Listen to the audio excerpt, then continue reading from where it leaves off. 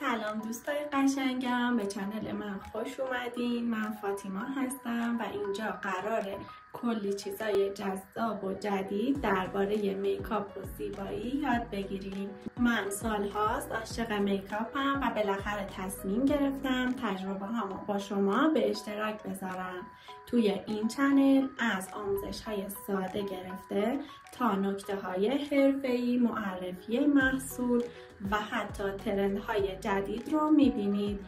امیدوارم کلی در کنار هم پیشرفت کنیم. بریم سراغ یه میکاپ خیلی ساده و روزانه که مخصوص شروع کننده هاست. هم راحت انجامش میدین، هم خیلی تمیز در میاد. مرحله اول آماده سازی پوسته. برای آماده سازی من از یه آبرسان سبک استفاده میکنم.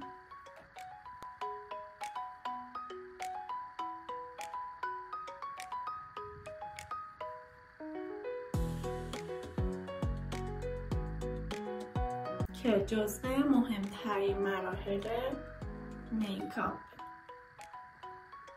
و مرحله دوم از یک کرم پودر سبک یا یه ضد آفتاب رنگی استفاده میکنم.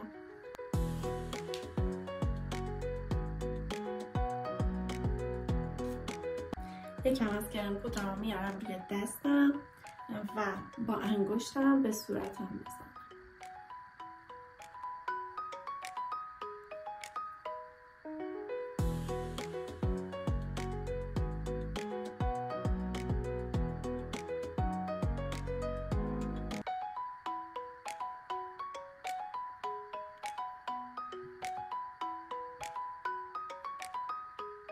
و حالا با کانسیلر یکم زیر چشمم رو روشن ترش میکنم.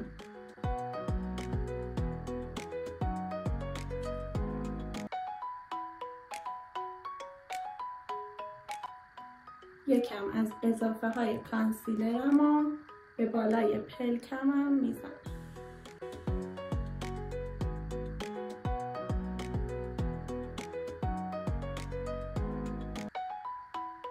با ژل ابرو فقط ابروهامو یکم مرتب میکنم چون نمیخوام زیاد پر بشه نه که داخلش خالی نشون بده.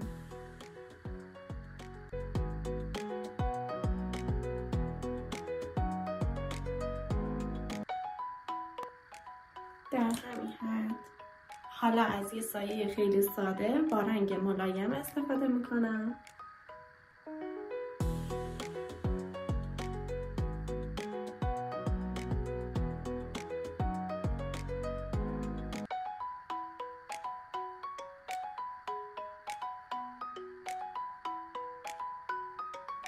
یکم هم زیر چشمم رو فید میکنم.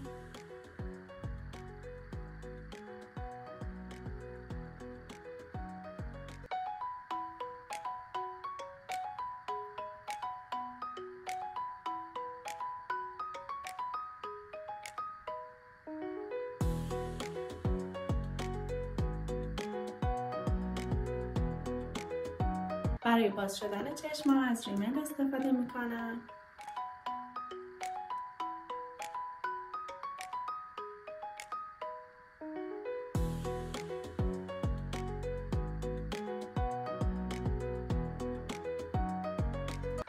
و در آخر از مداد لب مورد علاقه‌ام استفاده میکنم و یه کوچولو به لبم رنگ میدم.